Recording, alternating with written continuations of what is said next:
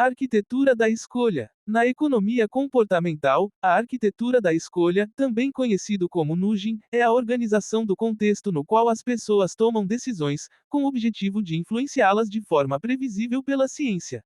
Um nudge, cutucão ou empurrãozinho, é definido como uma cutucada ou orientação é qualquer aspecto da arquitetura de escolhas que altera o comportamento das pessoas de maneira previsível sem proibir nenhuma opção nem mudar significativamente seus incentivos econômicos. Para ser considerada uma mera cutucada ou orientação, uma intervenção deve ser fácil e barata de evitar. As cutucadas não são ordens. Exemplo de arquitetura da escolha: imagem de mosca pintada no mictório.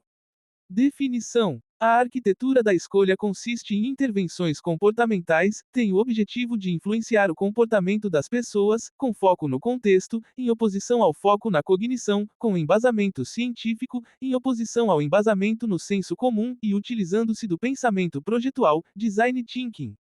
No livro Happiness by Design, Finding Pleasure and Purpose in Everyday Life, Paul Dolan afirma que no século XX, grande parte das iniciativas para influenciar o comportamento das pessoas foram dirigidas à cognição. No entanto, as pesquisas das últimas décadas sobre julgamento e tomada de decisão mostram que o ambiente tem um efeito desproporcional e subestimado sobre nosso comportamento.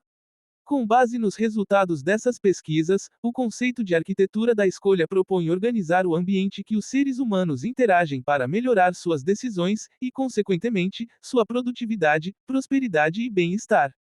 Numa tentativa de definição mais completa, Pelle Hansen define nudge como qualquer tentativa de influenciar o julgamento, escolha ou comportamento das pessoas de uma forma previsível, que é, 1. Possibilitada em virtude de limites cognitivos, vieses, rotinas e hábitos na tomada de decisão individual ou social, que impõem barreiras para que as pessoas ajam racionalmente em seu próprio autointeresse, e que, 2. Funcionam valendo-se desses limites, vieses, rotinas e hábitos.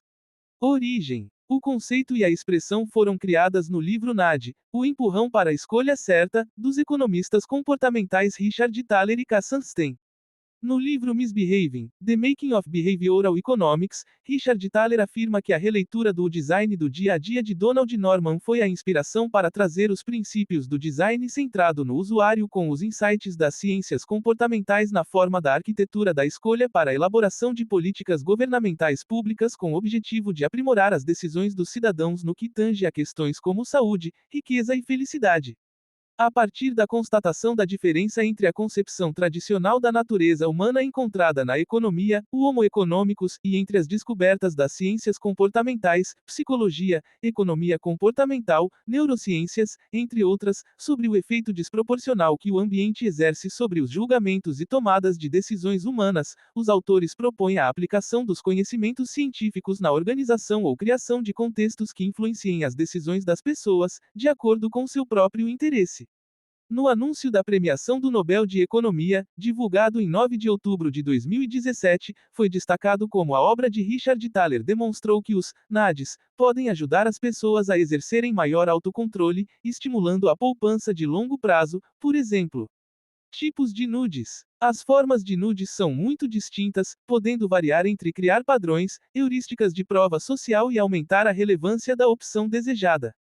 As opções padrões são as que chegam automaticamente aos indivíduos, sem ele fazer nada. As pessoas são justamente propensas a escolher uma opção se ela for colocada como padrão. Um exemplo disso foi a descoberta de Pichert e Katsikopulos de que um número maior de consumidores escolher a energia renovável quando ela foi colocada como a opção padrão. As heurísticas de prova social, muito próxima do popularmente conhecido efeito manada, se refere a tendências dos indivíduos em orientar seu comportamento no comportamento do outro.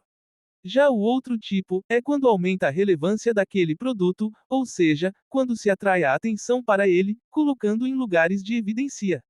Por exemplo, quando os consumidores passam a comprar alimentos mais saudáveis quando eles são colocados nas prateleiras que ficam ao nível do olho no supermercado.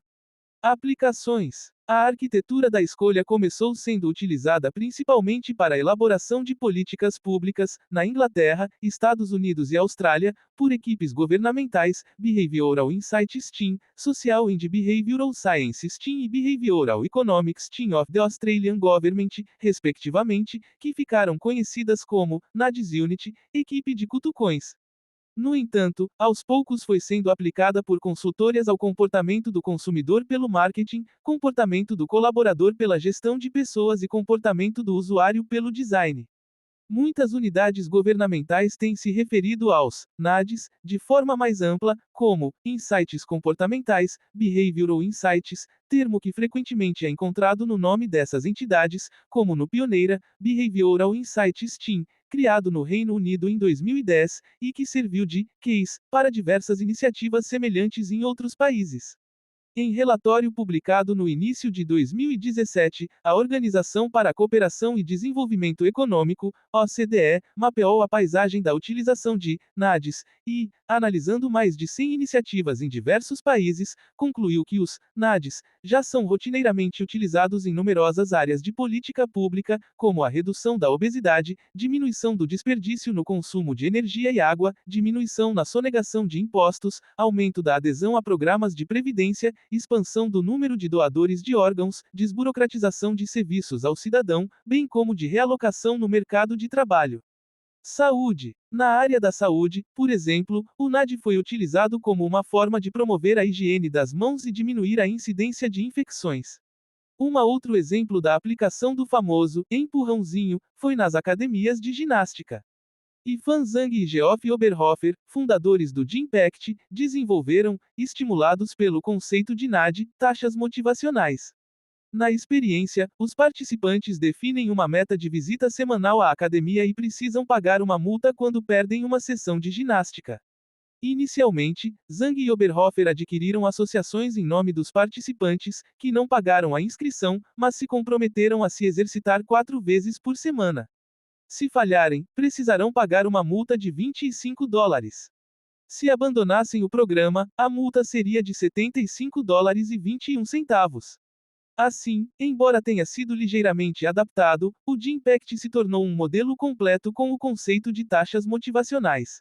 Em 2020, o primeiro-ministro britânico, Boris Johnson, decidiu aplicar a estratégia do NAD para auxiliar na luta contra a pandemia do coronavírus.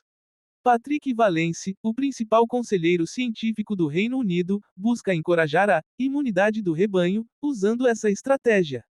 Meio ambiente. Em Copenhagen, na Dinamarca, é estimado que 1 em cada 3 indivíduos vão, ocasionalmente, produzir lixo nas ruas. Para resolver esse problema, uma pesquisa desenvolvida na Universidade Roskilde testou uma estratégia de NAD para estimular os pedestres a evitarem jogar lixo na rua. A equipe colocou uma série de pegadas até a lata de lixo mais próxima e distribuiu balinhas de caramelo para os pedestres. O resultado mostrou que as pegadas até a lixeira diminuíram em 46% a incidência de embalagens de balinhas de caramelo espalhadas pelas ruas, fazendo com que os pedestres fossem até a lixeira descartar corretamente. Governo. Na Inglaterra, houve notáveis aplicações da estratégia do NAD, sendo a teoria inclusa na formação do British Behavioral Insights Team, em 2010.